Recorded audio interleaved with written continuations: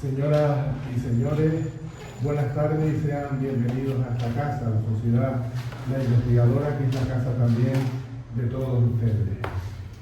1885-2025. Celebramos en esta Semana Cultural el 150 aniversario de esta institución, fundada el 18 de octubre.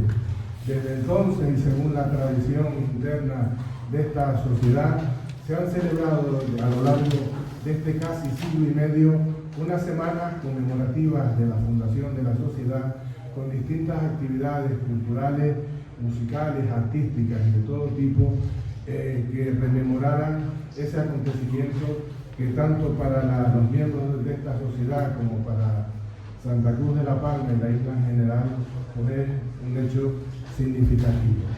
Este año el programa de actos estará dedicado básicamente a conmemorar un centenario también, el de Luis Coviella, a través de 4 sesiones que se desarrollarán a partir de mañana y hasta el sábado 25 de octubre. Entre medio, la segunda edición del Festival Ateado, dedicado a las músicas de la isla de La Palma, y que esperamos que con el tiempo pueda irse consolidando. Y también, para cerrarlo, el 30 de octubre, la presentación del último volumen de la revista Lustrum, con un homenaje igualmente a Luis Coviella y la interpretación de la danza de la sirena. Desde esta casa les agradecemos su presencia y les invitamos a participar en toda esa serie de actos que se desarrollarán durante las 2 próximas semanas. Y iniciamos este ciclo con la conferencia Mi corazón te busca por lo desconocido, el modernismo intimista de Alonso Quesada y T.S. Eliot, a cargo de Sonia Petisco. Como comprobarán de inmediato, la doctora Petisco nos ofrecerá con maestría una mezcla de erudición, sensibilidad y solvencia intelectual. Una disertación que enlazará la sabiduría con lo más hondo del espíritu. Sonia Petisco es doctora en Filología Inglesa por la Universidad Complutense de Madrid y máster en Humanidades por la Universidad de Edimburgo. Becaria Fulbright, realizó su tesis doctoral sobre el contemplativo norteamericano Thomas Merton, titulada La poesía de Thomas Merton, creación, crítica e interpretación, desarrollada en su mayor parte en el Thomas Merton Center de la Universidad de Bellarmine, en Kentucky, Estados Unidos. Ha participado como ponente en múltiples congresos y foros de carácter nacional e internacional sobre este autor, considerado por muchos eruditos y académicos como el místico más relevante en América en el siglo XX. Cuenta con numerosos artículos, recensiones y capítulos sobre la obra de este afamado monje cisterciense, publicados en revistas especializadas de alto impacto. En los últimos años, asimismo, ha publicado varios libros, entre ellos destacan O Corazón Ardiente, Poemas de Amor y de Disidencia, Thomas Merton o la Poética de la Disolución, Pasión por la Palabra, Diálogos en la Periferia y Mi Violín Interior. Sus principales líneas de investigación giran en torno al misticismo comparado, la traducción poética, el discurso de la identidad y el estudio del lenguaje como praxis e instrumento de acción política y de psicoanálisis. Sonia Petisco ha realizado estancias de investigación postdoctoral en la Universidad de Cambridge, en el Reino Unido, en la Harvard Divinity School, en Estados Unidos, en la Universidad de Tübingen, Alemania, y recientemente en el Instituto Franklin de Estudios Norteamericanos de la Universidad de Alcalá de Henares. En La Palma, nuestro ámbito, fue una de las fundadoras de la revista de Estudios Generales de la Isla de La Palma en 2004, es miembro de Cartas Diferentes Ediciones y desde 2021 pertenece al Consejo de Redacción del Anuario Cosmológico. Asimismo, importa destacar la gran pasión que la autora Diálogo en la Periferia siente por la isla de La Palma, como un espacio utópico, lo que le ha conducido a escribir múltiples ensayos y artículos periodísticos en torno a diversos aspectos del patrimonio documental, literario, mitológico y artístico de nuestra isla. Ha sido miembro del Comité Científico de los 3 congresos internacionales celebrados sobre la Bajada de la Virgen, participando con distintas ponencias y también ha ejercido como traductora de artículos y resúmenes de las actas de los citados congresos, así como de 3 exposiciones organizadas por el Cabildo Insular de La Palma: 5 mitos para 5 siglos, 525 aniversario de la fundación de Santa Cruz de La Palma en 2018, La otra mirada del Nobel, un paseo con Günter Grass por La Palma en 2019 y contribución al conocimiento de la geología de La Palma en 2022. Según acierta el señalar la profesora Petisco, una isla es para la imaginación de siempre una promesa que se cumple y que es como un premio de una larga fatiga. Los continentes parecen haber desempeñado el papel de ser la tierra del trabajo, la morada habitual del hombre tras su condenación. Las islas, en cambio, aparecen como aquello que responde al ensueño que ha mantenido en pie un esfuerzo duro y prolongado. En la actualidad, la doctora Petisco se encuentra en proceso de creación y consolidación de Ágora, laboratorio de nuevas tendencias del pensamiento. Este foro inició su feliz y arriesgada andadura con la brillante intervención del catedrático Francisco Jarauta en este salón del antiguo Casino Liceo, continuado durante el pasado mes de junio con el seminario La sabiduría de lo femenino, conversaciones en torno a la mística y espiritualidad mariana dentro ya del contexto de la bajada de la Virgen de 2025. Sin duda, en Sonia parece cumplirse la hermosa máxima sanjuanista que reza que el alma que anda en amor ni cansa ni se cansa. Muchas gracias, Sonia, y cuando tú quieras puedes empezar. Pues muchísimas gracias, Manuel, por estas palabras introductorias que sin duda son fruto más bien de la amistad que de la objetividad. Buenas tardes a todos. ¿Se me escucha bien? ¿Se me escucha bien? ¿Sí? Bien. Bueno, pues buenas tardes. En primer lugar, quisiera confesaros que siempre me han fascinado los lugares donde se comparten la amistad y las ideas. Ni que decir tiene que me siento inmensamente feliz de encontrarme aquí, en esta memorable tarde cargada de amistad, y contemplar los rostros de tantos queridos amigos, como Josefina, Nacho, Juan Carlos, Felo, Dácil, Antonio, Manuel, y bueno, pues todos los que Laura, mi nueva amiga de vuelo. No cabe duda de que la amistad es una de las bellas artes, algo así como un espacio utópico desde donde poder repensar el mundo y dar una nueva forma a la experiencia. Antes de nada, quisiera expresar mi más sincero agradecimiento al presidente de la investigadora, Manuel Poggio, y también a la Junta Directiva, Antonio Cerezo, y el resto de los miembros, por su siempre cálida y generosa acogida en este maravilloso Salón Noble del Casino Liceo de Santa Cruz de La Palma, y por la gentileza que han tenido en invitarme a reflexionar sobre 2 de los escritores modernistas más extraordinarios de finales del siglo XIX y principios del siglo XX, volcados siempre hacia la trascendencia. Me refiero al gran poeta canario Alonso Quesada y al ilustre literato norteamericano T.S. Eliot. Confieso que es un verdadero privilegio poder poner sobre la mesa algunas de las cuestiones más esenciales y debatidas del pensamiento vibrante y esclarecedor de estos autores, tratando así de establecer entre ellos un fecundo y enriquecedor diálogo. De su mano iniciamos así un bello recorrido que no es sino el espectro de un viaje infinito que nos invita siempre a instalarnos en la perplejidad más que en las verdades abonadas, al mismo tiempo que nos exhorta una y otra vez a perdernos en esa docta ignorancia tan amada por los poetas, ese me quedé no sabiendo, toda ciencia trascendiendo. Comentaba hace unos meses el profesor Francisco Jarauta en la Residencia de Estudiantes de Madrid, con motivo de la presentación de su libro Poéticas del Fragmento, que todo libro necesita su hermenéutica o su interpretación para acabar teniendo una fortuna.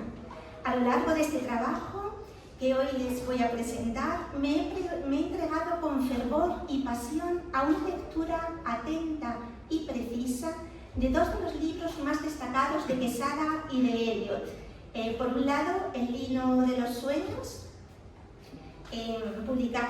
escrito entre los años 1911 y 1914, y por otro lado, 4 cuartetos, The Four Quartets, publicados entre 1936 y 1943, considerado por muchos scholars o críticos como el mayor poema espiritual del siglo XX. En sus páginas podemos comprobar cómo tanto el hombre de letras angloamericano como el ilustre escritor canario se encuadran ambos en la misma categoría. Eran, antes que otra cosa, grandes buscadores espirituales que hicieron de la máxima socrática «solo sé que no sé nada» el punto de partida de todas sus disquisiciones. Testimonio de esta realidad es que los 4 cuartetos de Eliot acaban con la firme convicción de que no cesaremos de explorar, no dejaremos de explorar, según las traducciones, no cesaremos, no dejaremos. Y el fin de todas nuestras búsquedas será llegar a donde comenzamos y conocer el lugar por primera vez. O en el hilo de los sueños, cuando Alonso Quesada escribe con unos versos sugestivos y cautivadores, como los que dan título a esta conferencia, que dicen algo así como: mi corazón te busca por lo desconocido e indaga en los secretos del lejano lugar, lo mismo que la luna en el fondo del mar. En efecto, todo el corpus literario y poético de Quesada y Eliot es el reflejo de una apasionante búsqueda vital dedicada a la realización de un deseo íntimo de unión místico amorosa con lo sagrado a través del abandono y del olvido de sí. Cito: debemos estar inmóviles y sin embargo movernos hacia otra intensidad, en busca de una unión, una comunión más profunda a través del frío oscuro y la desolación. Estos versos de ellos que evocan, como luego veremos, todo lo que es la noche oscura del alma sanjuanista o toda la mística neoplatónica que comienza con Dionisio Areópagita y que nos instala, ¿no?, en esa tiniebla de Dios, ese mysterium tremens o mysterium fascinierend, que dicen los alemanes, ¿no?, el mysterium fascinierend, que nos instala en ese frío oscuro y en esa desolación. Hoy, bueno, aquí un inciso, estamos celebrando pues la festividad de Santa Teresa de Jesús, ¿no?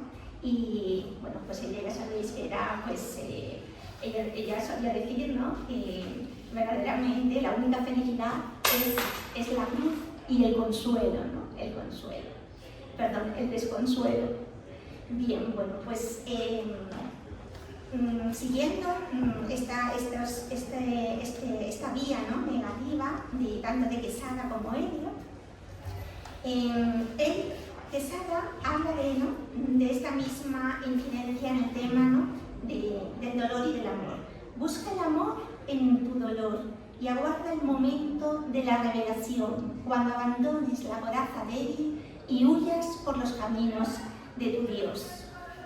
O aquella maravillosa confesión del poeta gran canario cuando escribe, cito: y en el nombre de Dios, sana fortuna, voy tejiendo el amor serenamente bajo la dulcedumbre de la luna y el discurrir secreto de la fuente.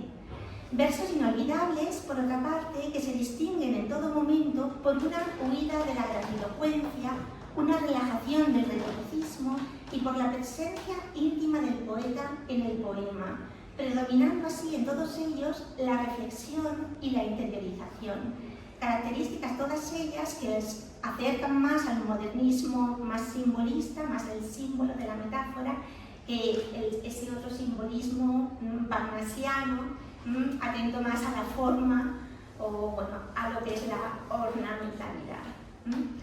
Bien, pues tanto para Eliot como para Quesada, la escucha silenciosa a oscuras de la naturaleza se convirtió en una de las principales vías de fusión con lo divino, así como en un instrumento para recuperar el oído del paraíso, o lo que el profesor Bertrand Llagador ha denominado un oído de oración.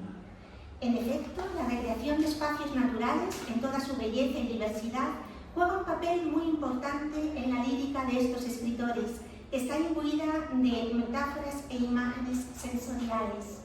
Ambos mostraron una apasionada predilección por esa fecundidad invisible que brilla en todas las cosas visibles, esa noción tomista de claritas o gloria de la forma resplandeciendo a través de la materia, lo que el poeta inglés Gerald Manley Hopkins describiría como el inscape, el paisaje interior de las cosas, el inscape. Esta podría ser la razón por la que tanto Quesada como Eliot tenían especial predilección por las estaciones de otoño y de invierno, ya que en ellas presentían una fuente inagotable de vida interior, de intimidad. En una carta de Alonso Quesada dirigida a su íntimo amigo Luis Doreste, fechada el 12 de junio de 1914, enfatiza su preferencia porque sus poemas sean publicados precisamente en el otoño. Cito: «Es mejor que salga mi alma en otoño, porque ella fue hecha para la mejor estación, y es así, dorada, húmeda, desolada». Para él, en cambio, es la primavera en invierno su escenario predilecto. En la estrofa inicial de los 4 cuartetos de Little Heading, los 4 cuartetos están divididos en 4 secciones y una de ellas se titula Little Heading. En esta estrofa inicial, la aparente esterilidad del invierno y de este periodo del año, ¿no?, aparece como una lúcida metáfora del amor espiritual, pero también de renovación espiritual, anticipando así el carácter paradójico de la vida contemplativa. Se trata de un poema sobre el vacío, el silencio, la inefabilidad y el abismo creativo en el que hunde sus raíces la experiencia mística.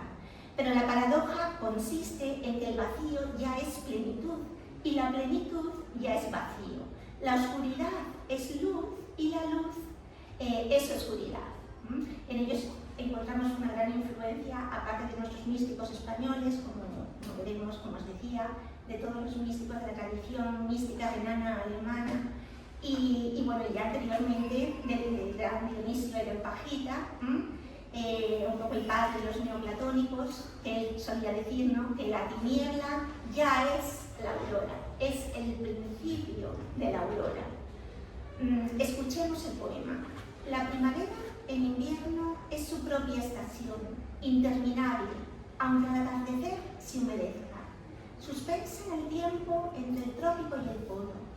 Cuando el breve día es más claro de escarcha y fuego, enciende el sol escaso en el estante, y una llama más intensa que la de leña o brasero el embotado espíritu anima. No viento, sino fuego de Pentecostés que arde en la estación oscura del año. Entre la congelación y el deshielo se estremece la savia del alma. Bien, bueno, pues estos son unos versos, ¿no?, en los que, como vemos, el símbolo del fuego es uno de los motivos recurrentes en ambos autores, el fuego, ¿no? Recordemos ese final, que no lo he escrito porque no puedo, tengo que hacer una selección de los poemas, no puedo escogerlos todos, pero sí que me gustaría rememorar ese poema del final de los 4 cuartetos, ¿no?, de los 4 cuartetos, que habla precisamente también de ese Pentecostés, ¿no? Ellos estaban pues muy interesados en lo que es esa llama, ¿no?, de amor viva que todo lo incendia y en el que todos somos uno, ¿no?, esa lengua de fuego, ¿no? Y dice el final de Four Vortex: y todo irá bien, y toda clase de cosas saldrá bien, cuando las lenguas de la llama se enlacen en el nudo de fuego coronado, y la lumbre y la rosa serán una, ¿no?, haciendo de nuevo hincapié en esa lengua de fuego de esas lenguas, la lengua universal de Pentecostés, ¿no? Hablaban todos la misma lengua, ¿no? Bien, pues recordemos, sin ir más lejos, algunos de los poemas de Alonso Quesada, como Final o Tierras de Gran Canaria, en el que volvemos también a encontrar este símbolo del fuego. En Final, bueno, o en Alonso Quesada encontramos: bueno, también un poco influenciado por los campos de Gran Canaria, pues esa tierra seca, estéril, ¿no? Pero al mismo tiempo, pues llameantes, ¿no? Cuando son acariciadas por el sol del mediodía. Escribe que Sara, campos de Gran Canaria sin colores, secos, en mi niñez tan luminosos, montes de fuego donde ayer sentía en mi adolescencia el ansia de otros lares, soledad, aislamiento, pesadumbre, o también estos otros, ¿no? De su poema final. Tierra de fuego, la lejana tierra de la salud te guardará, los montes eternamente secos y el silencio áspero y rudo de estas soledades. Como podemos comprobar, a través de estos versos, la esencia del poeta canario se encuentra en una tierra abandonada y seca, abonada por un corazón de similares características. No obstante, y como bien acierta en señalar el mismo Miguel de Unamuno en su magnífico y conmovedor prólogo al Vino de los Sueños, cito a Unamuno, lo árido y lo seco no es por ello frío en poesía, antes al contrario, y Dios me dé más bien poesía seca y ardiente que no húmeda y fría como la hojarasca. Poesía seca, árida, enjuta, pelada, pero ardiente. Poesía de salmo. Fin de la cita de Unamuno. En efecto, estos cantos tesalianos vienen de una tierra donde apenas llueve, seca y ardiente, pero donde se sueña, esperando la esperanza, que es esperar. Nuestro escritor aguarda el mañana que ha de llegar, desnudo y solo sobre una roca frente al mar. Y su espera, la de los pesados, viene teñida del sueño, de ese juego de la fantasía en que Sara se presenta como la puerta de salida del aislamiento, tal vez la única, el tema del sueño, ¿no? en ambos autores. Hay otros momentos reveladores en los que la escucha atenta del mundo natural les lleva a experimentar el éxtasis, la disolución del alma personal, o por decirlo con otras palabras, la identificación con el objeto de contemplación a través de una especie de muerte individual instantánea. Así, por ejemplo, al final de otro de los poemas de los 4 cuartetos, de Dry Savages, Eliot describe una de estas felices e inesperadas epifanías o revelaciones en el devenir del tiempo, que evocan una realidad que trasciende el propio devenir. Estas epifanías que nos introducen en ese frente al cronos, ¿no? El tiempo sucesivo, histórico, el tiempo de las generaciones, el tiempo del logro o de la conquista personal, frente a ese tiempo de la fatiga, es otro tiempo del kairos. El kairos, que ya, bueno, en nuestras sesiones en el seminario de la sabiduría de lo femenino, abordamos ampliamente por diferentes profesores el kairos, el tiempo de la gracia, ¿no? El tiempo del don de la gracia, que decía María Zambrano, el don.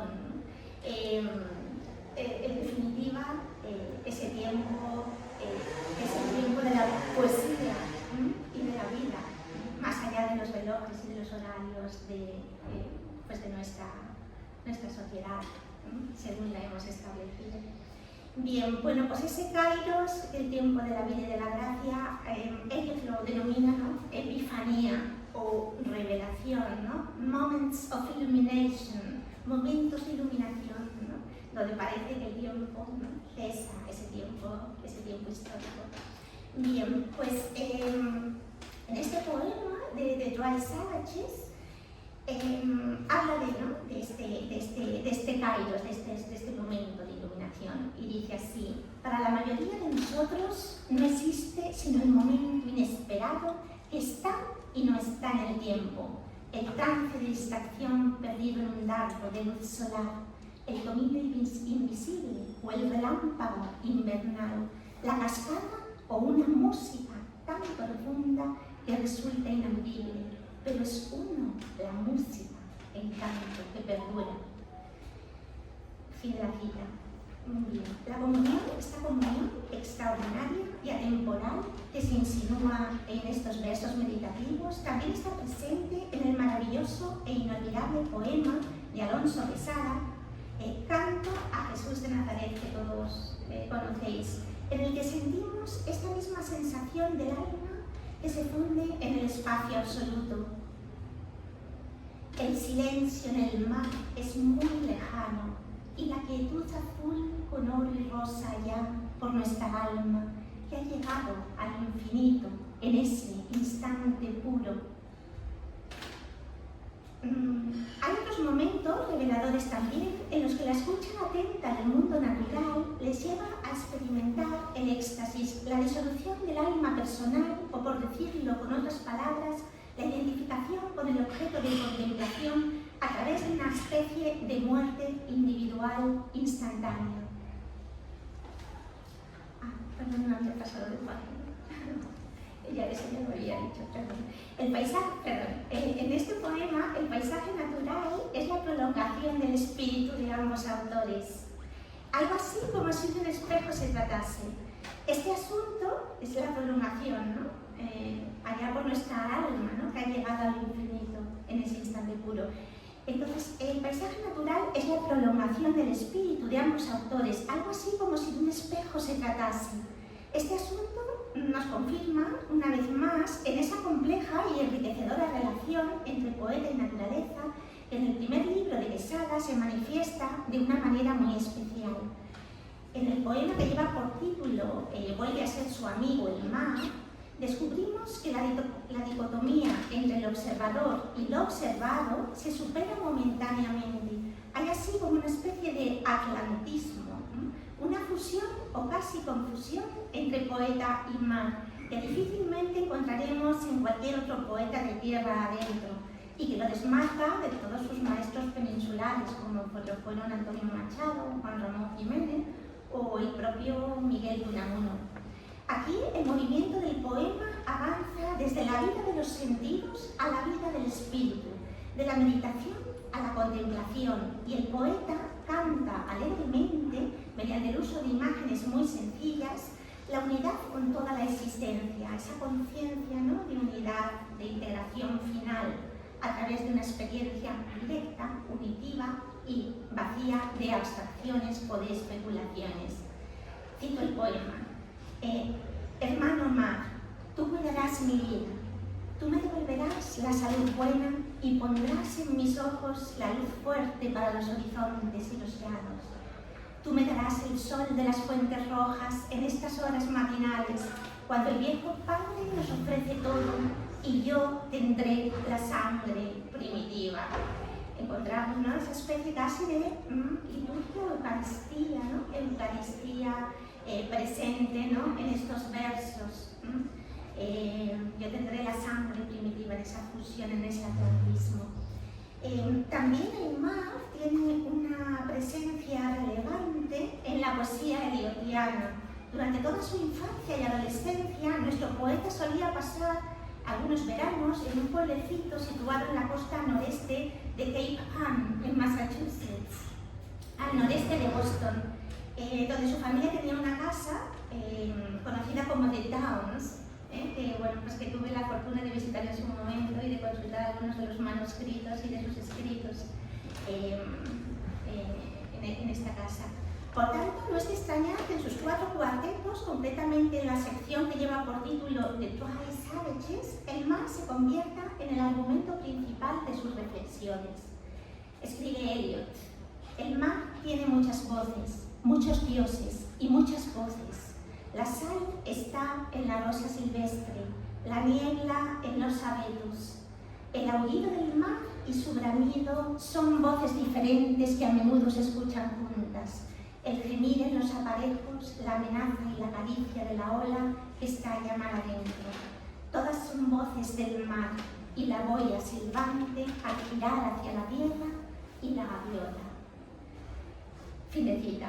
Conviene, por tanto, subrayar que la escucha atenta y silenciosa del lenguaje de la naturaleza se convirtió en la poética de Eliot y Quesada en uno de los principales caminos o sendas hacia la verdadera comunión espiritual con lo sagrado, así como un medio para desprenderse de toda idea preconcebida acerca del mundo y de uno mismo, para de ese modo hundirse, perderse o abandonarse en lo desconocido, en lo que es verdaderamente ajeno a conciencia y que va mucho más allá o trasciende nuestras facultades superiores, memoria, las famosas facultades superiores, memoria, inteligencia, memoria, inteligencia y voluntad, ¿no? Son las tres facultades superiores del alma. Bien, bueno, pues a través, ¿no?, de esta contemplación y a través de la palabra poética, pues logran, ¿no?, el desasirse hasta incluso de las facultades superiores, memoria, entendimiento y voluntad. Bien, el silencio desempeña pues un papel particularmente importante en la poesía de Quesada y de Eliot, que es paralelo a su propio viaje espiritual hacia lo desconocido y a su creciente preocupación por trascender el ego y alcanzar lo que Eliot denomina the wisdom of humility, la sabiduría de la humildad. La nube ese es el anónimo inglés, autor anónimo inglés del siglo XIV, de la nube del no saber, ¿no? The wisdom of humility, la nube del no saber. En efecto, os recomiendo fervorosamente la nube del no saber. En efecto, ambos poetas eran conscientes de que la unión con Dios, con ese Dios desconocido, ¿no?, el Dios desconocido, implica un lento y progresivo abandono del falso yo, un despojamiento del ego para abrazar la alteridad o la autoridad radical. Este podría ser la razón principal por la que ambos escritores mostraron interés por la tradición mística apofática, representada, como os decía, por San Juan de la Cruz en su Noche Oscura del Alma, a la que Eliot alude como la oscuridad de Dios. También Quesada puede ser considerado como un poeta apofático, en contra de lo que pudiera parecer, como lo testimonia de forma explícita su interés en poetas como el gran Leopardi, en quien, según el filósofo Clarence Finlayson, podemos intuir una especie como de negación de naturaleza ontológica que por una vía negativa, la vía de las negaciones, la vía de la negación, puede conducir a una perfección, a una nueva perfección del ser. De hecho, Finlayson sostiene que el pesimismo de Leopardi, o por ejemplo el pesimismo de Quesada, o incluso el de Eliot, que pudieran parecer, ¿no?, poetas del pesimismo, ¿no?, existencial, pues Finlayson sostiene que no se trata de un pesimismo nihilista, sino de todo lo contrario, ¿no? Es una nostalgia de la revelación del ser mismo, de lo que verdaderamente hay, ¿no?, más allá de la máscara y del disfraz. Por su parte, Eliot había comenzado a leer a San Juan de la Cruz en la Universidad de Harvard en el año 1913-1914 y lo había leído durante los años 20. Yo tuve la ocasión también de ver sus manuscritos y de ver pues todas las anotaciones que Eliot hace, ¿no?, en lo que son los poemas, de San Juan, las anotaciones de la obra de San Juan de la Cruz, de los poemas de Noche Oscura del Alma, Cántico Espiritual y Llama de Arriba. Pues considerada como una disciplina de contemplación, Eliot describe de forma minuciosa la vía apofática en la tercera sección de los 4 cuartetos, donde juega con las palabras para hacer entender el significado. Cito: desciende más, desciende solo al mundo de la soledad perpetua, al mundo que no es mundo, sino lo que el mundo no es. Interna tiniebla, privación, carencia de todo bien. Son versos, son versos de gran fuerza expresiva, llenos de resonancias, en los que Eliot ensalza esa soledad interior y ese silencio que Quesada tanto buscó y que tanto anheló, no como prácticas ascéticas, puede parecer como un ascetismo, ¿no?, tenebroso, no como prácticas ascéticas, sino sobre todo en su significado más metafísico y místico. He tenido por mística, claro, pues, ¿no? en su etimología, ¿no? Mística como todo lo relacionado con el misterio. No se trata de falsos misticismos o de sentimentalismos, ¿no? Místicos, sino mística en el sentido más hondo, ¿no? Etimológico de la palabra, como un misterio. Entonces, bueno, pues esa soledad y ese silencio que estos autores verdaderamente buscaron y anhelaron para su vida, entendidas en ese sentido, como decía, más metafísico. Bien, de todas formas, en el caso, por ejemplo, de Quesada, al ser un autor pues, isleño, pues esa soledad casi le vino, o ese aislamiento le vino casi dado de antemano. Se vio casi forzado, ¿no? a ese aislamiento por su condición atlántica.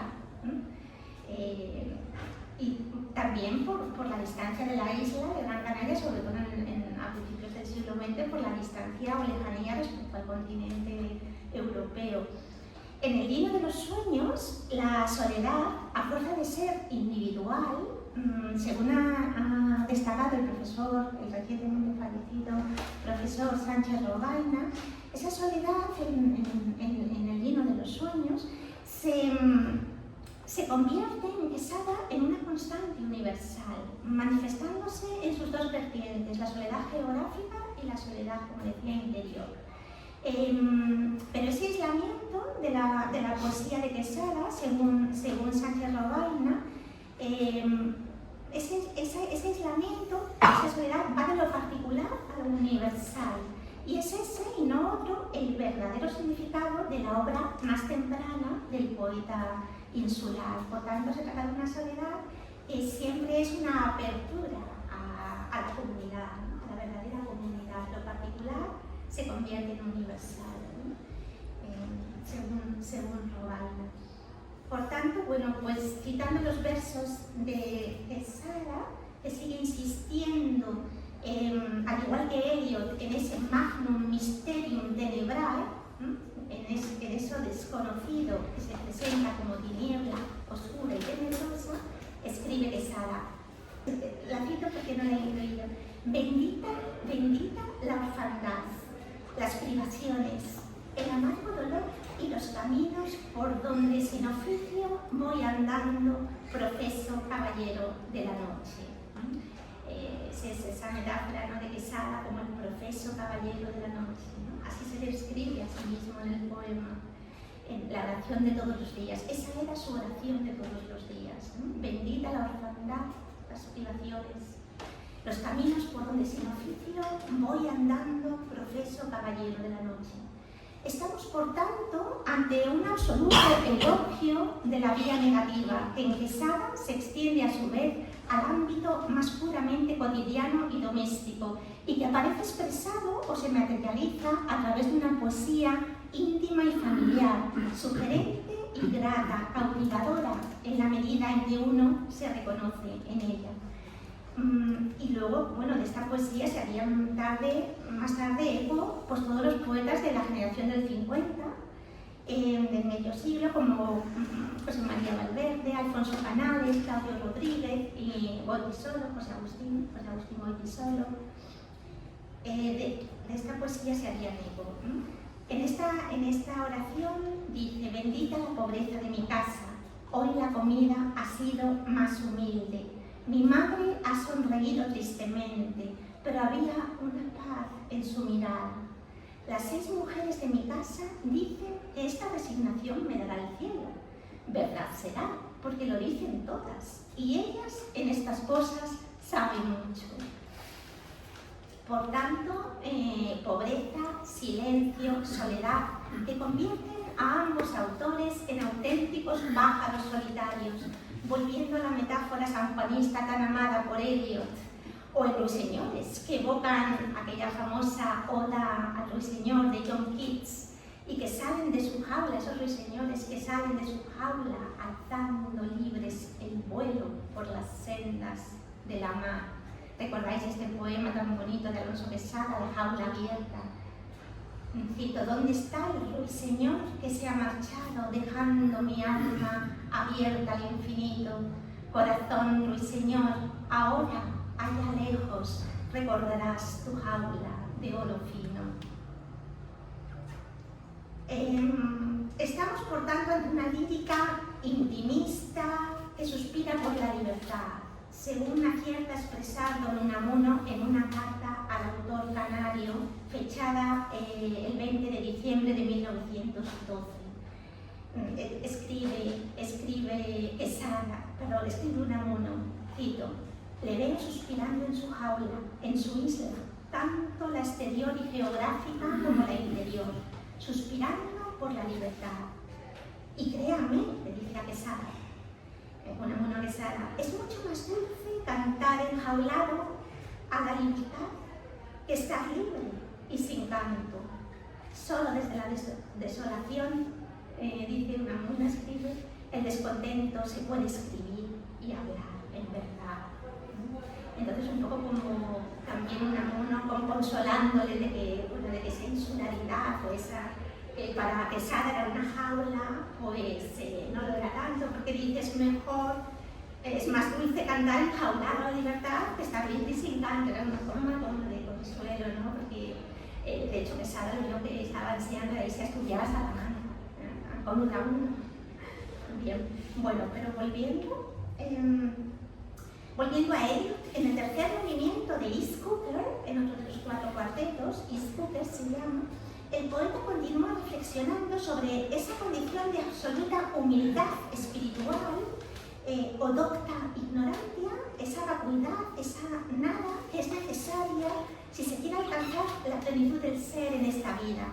Describe bellamente lo que realmente significó para él este desprendimiento de todas las cosas, algo así como lo describe Eliot como esperar lo inesperado, entendiendo wait the unexpected, entendiéndolo como una espera sin esperanza y sin temor. Eso que los estoicos hablaban, ¿no?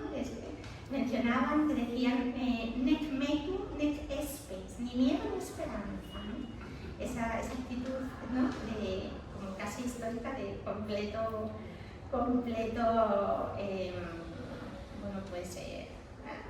casi ataraxia, ¿no? Una ataraxia.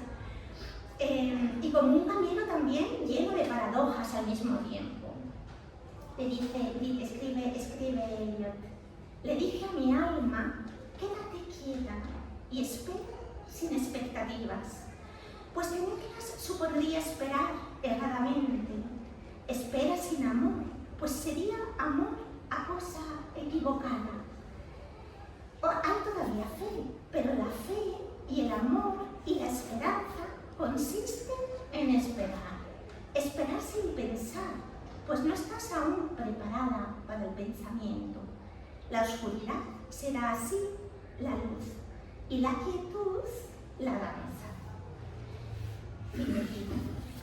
Versos verdaderamente espeluznantes que nos recuerdan a Alonso Quesada cuando escribe con un tono de cierto dramatismo: estoy ante la puerta de mi casa, es más de medianoche, hay un silencio lugareño que pone la inquietud en el alma. Yo estoy ante la puerta de mi casa, no tengo llave para abrirla, espero. Hoy olvidé la llave y es preciso despertar a las gentes si reposarme quiero. O aquel otro maravilloso poema de Antonio Machado que tanta influencia tuvo en la poética quesadiana y que reza así: sabe esperar, aguarda que fluya, la marea fluya. Así en la costa un barco, sin que el partir te inquiete. Todo el que aguarda sabe que la victoria es suya, porque la vida es larga y el arte es un juguete. Y si la vida es corta y no llega la mar a tu galera, aguarda sin partir y siempre espera, que el arte es largo y además no importa. Fin de cita de Antonio Machado. Tanto Machado como Quesada y como Eliot comprendieron que en una determinada etapa del camino espiritual el alma debe ponerse en manos de Dios y el yo debe morir para nacer de nuevo.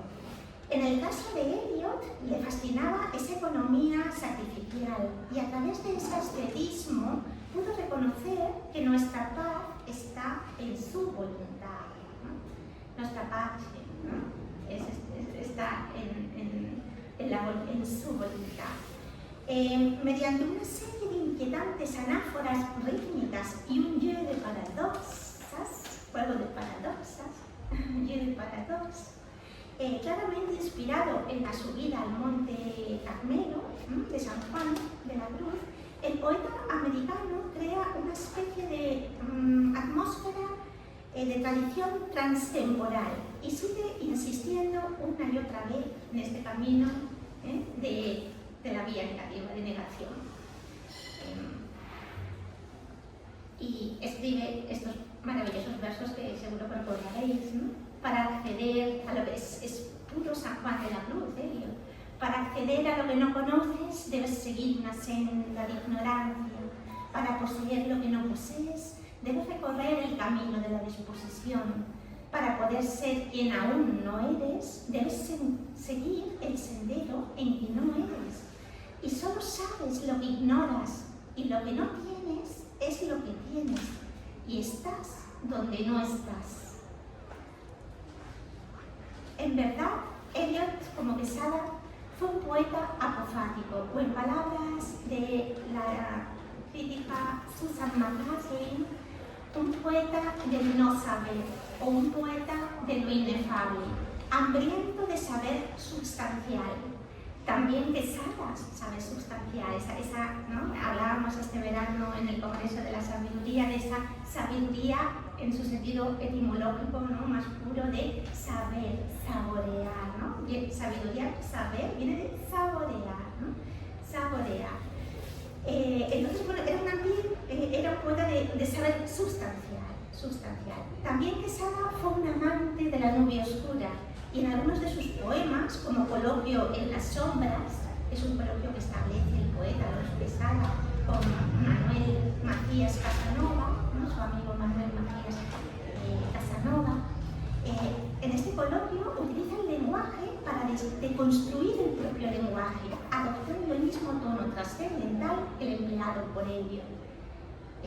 Escribe Quesada: era mi alma una piedra que caía al fondo del misterio en la laguna. La creencia de las aguas se extendía como una religión bajo la luna.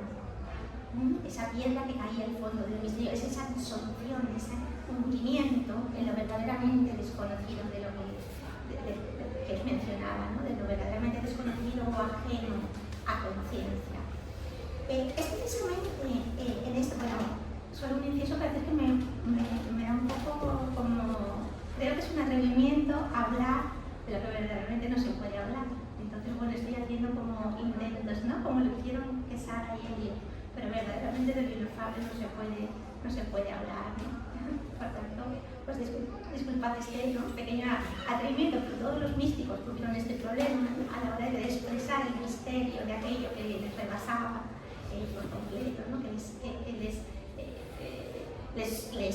les rebasaba ese tesoro oculto que llevamos, ¿no? en vasijas de barro y que nos rebasa, ¿no?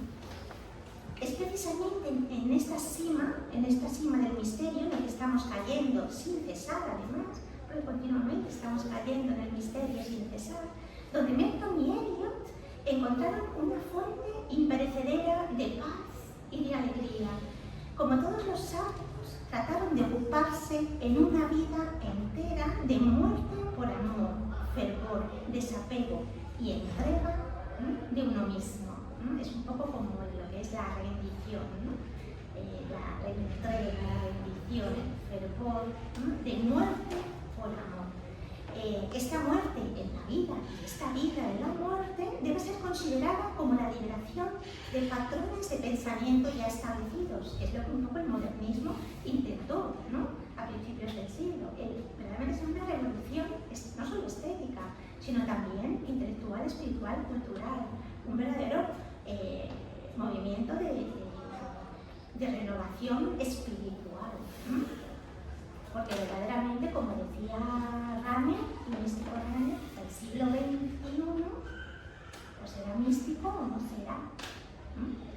Bien, esta muerte muerte, la vida y vida en la muerte debe ser considerada entonces como esos patrones de pensamiento, esa liberación de los patrones, pero también y más importante como la recuperación de la inocencia de los niños. Lo que la tradición contemplativa cristiana llama, ¿no?, la pureza de corazón, purity of heart, ¿no?, la pureza de corazón. Ya lo advirtió Cristo, ¿no? ¿Os acordáis? ¿No? Cuando dice, ¿no?, os aseguro que si no volvéis a ser como niños, no entraréis en el reino de los cielos. ¿No? Esas hermosas palabras, ¿no?, de Cristo. Os aseguro que si no volvéis a ser como niños, o también dejad que los niños, ¿no?, o las mujeres se acerquen a mí. ¿No? Bien, pues a este propósito, permitidme todo el tema de, bueno, sería pues para dar otra casi otra conferencia, a propósito de esa mirada inocente, ¿no?, de la recuperación de la mirada inocente, ¿no?, que observamos en poetas como William Blake, recordáis las canciones de inocencia, de Songs of Innocence, ¿no?, esa recuperación de la mirada inocente. En verdad hay que recuperarla porque siempre estuvo ahí, lo que pasa es que está un poco opacada o ofuscada o un poco borrosa, ¿no? Pues bien, permitidme a este propósito de la mirada inocente que recuerde algunas de las iluminadoras palabras con las que Luis Loreste Silva, gran amigo de Alonso Quesada, describe la vida del autor del Lino de los Sueños, porque es que verdaderamente Quesada era un alma muy infantil, ¿no? Entonces, bueno, pues estas palabras de Luis Loreste, que os voy a recordar, podría ser extensible a tanto Quesada como a ellos, ¿no? Escribe Luis Loreste Silva en su epistolario: del largo, íntimo, maravilloso epistolario que conservo del poeta de Quesada, comprendiéndose, tuvieron una amplia correspondencia, comprendiendo un periodo extenso de años hasta casi la víspera de su muerte, podría construir un vigoroso espejo donde auténticamente se reflejaran momentos sentimentales, culminantes de aquella vida, la de Quesada, una vida honda, sedienta, patética por otro lado, de fantástica exaltación, que fluía en desbordada ternura, en raudales de ironía genial, desgajada siempre al fin en grito bueno, sublime de alma infantil. El fin de la cita de Luis Loreste. Como veréis, le adoraba a Quesada.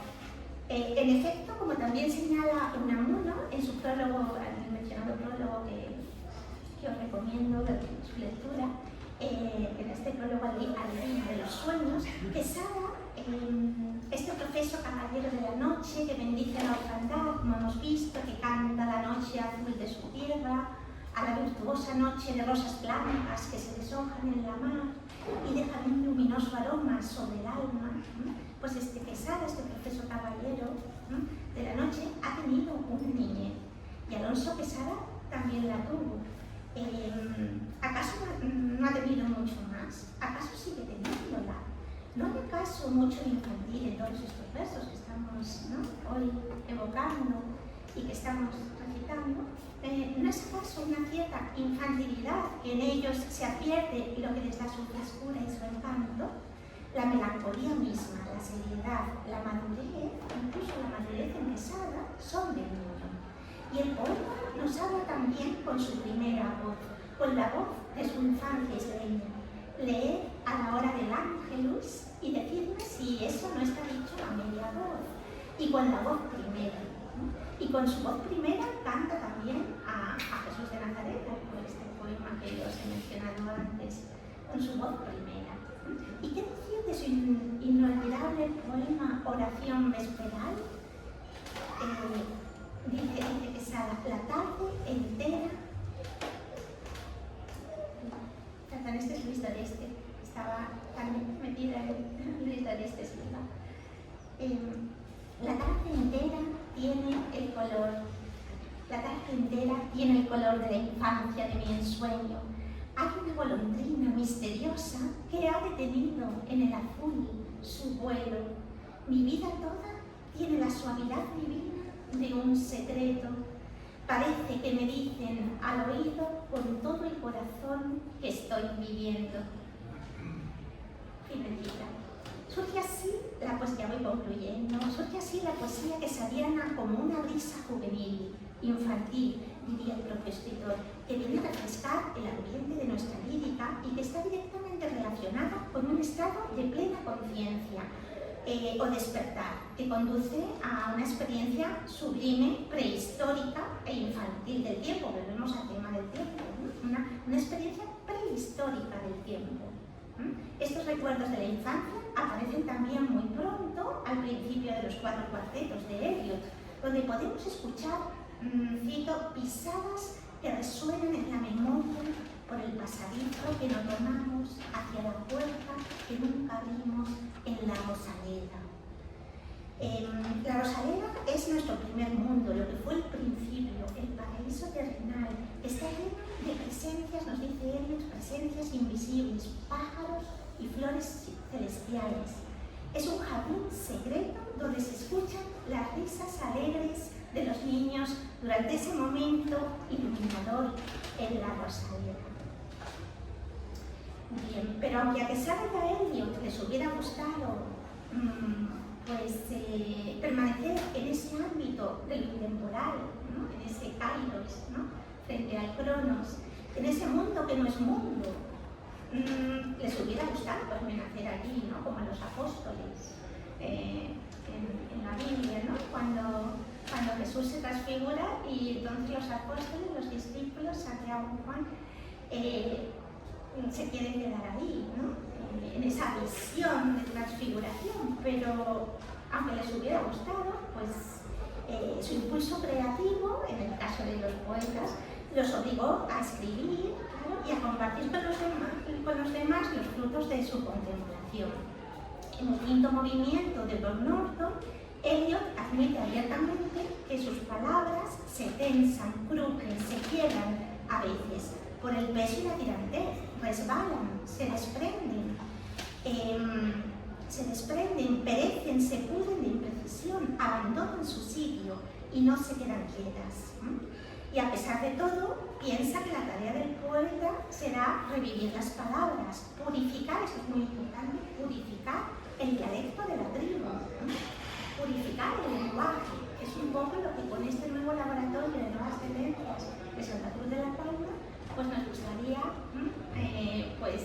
intentar, ¿no? Purificar el dialecto de la tribu, de modo que la palabra común pueda ser transformada en manos de un maestro del lenguaje y adquirir así una nueva solidez, una nueva nitidez de contorno e incluso un significado diferente.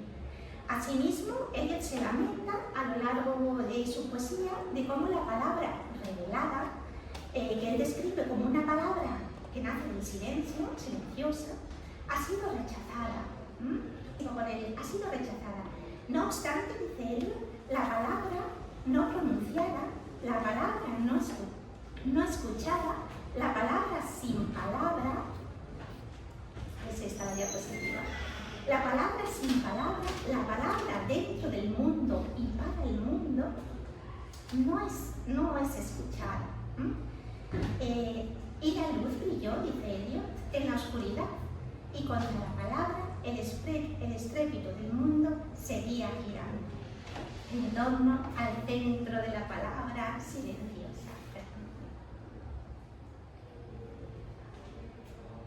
Entonces es esa palabra que nace del silencio, la palabra naciente, esa palabra que no ha sido pronunciada, pero tampoco escuchada. Entonces Eliot comenta cómo esa palabra, al no ser escuchada, no tiene un lugar donde reposar la cabeza.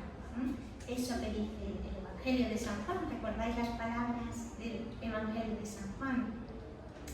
Que la palabra vino al mundo y las tinieblas no la recibieron.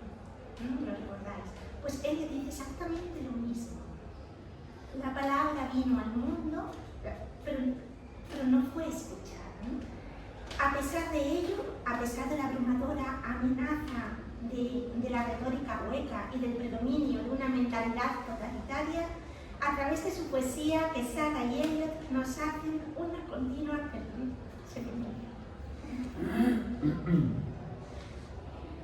una continua invitación a la escucha de la palabra silenciosa, la palabra poético-profética, la palabra que estaba en el principio. In principium erat verbum, la palabra que habló en la montaña y que se dio también en el desierto. No ignoraban que este lenguaje era bastante peligroso, ya que es una verdadera arma de destrucción de los falsos ideales que rigen nuestra vida cotidiana, pero sin embargo coincidieron en dejarlo hablar a través de sus versos. A veces ambos poetas hubieran preferido seguir la recomendación de Shakespeare de amar y callar, love and be silent. Aún así, intentaron aprender a usar las palabras y hacer inclusiones en eso que hay de inarticulado, en esa lucha por recuperar lo que se ha perdido y encontrado y perdido una y otra vez. La lucha por encontrar la palabra exacta, precisa. Bien, y ya como conclusión quería enfatizar que en contraste con aquella poesía magnífica, sensual y sonora propia de autores como Gaspar Núñez, de Arce, Rueda, Rubén Darío, Villaspesa o Tomás Morales, entre otros, he tratado un poco a lo largo de esta conversación con todos vosotros de profundizar con pujante libertad en esa otra vertiente del modernismo más intimista y austera, que presta una mayor atención al hondón del alma, a la vida de las entrañas, en definitiva a esa palabra desnuda de todo artificio que brota como ardiente chispa de fuego desde la más profunda pobreza y el más hondo silencio, interrogando toda verdad consabida o dada de antemano. Bástenos recordar aquellos hermosos versos de Eliot con los que quisiera concluir esta conversación con vosotros. Estos versos que aspiran a una sabiduría que no es de este mundo, la sabiduría de lo desconocido. Mi corazón se busca por lo desconocido, a la cual se accede mediante según estos poetas, mediante un riguroso y exigente ejercicio de humildad. Y cito a Eliot: no quiero oír de la sabiduría de los hombres viejos, mejor oír de su locura, de su miedo al miedo y al frenesí, a pertenecer a otros, a Dios. La única sabiduría que podemos esperar adquirir es la sabiduría de la humildad. La humildad no tiene fin. Y es que, como os comentaba al principio de mi charla, la poesía de Quesada y Eliot es el espejo de un viaje infinito. Estamos ante dos poetas de la infinitud. El final, escribe Eliot, es el lugar del que partimos. In my end is my beginning. En mi final está mi principio. Afirmación de la que también se hace eco Quesada en su intermedio juvenil, con el que ya se concluyó de verdad. Todo termina, adiós. Ya sé, no obstante, que tengo un nuevo ensueño en el azul lejano. Muchas gracias.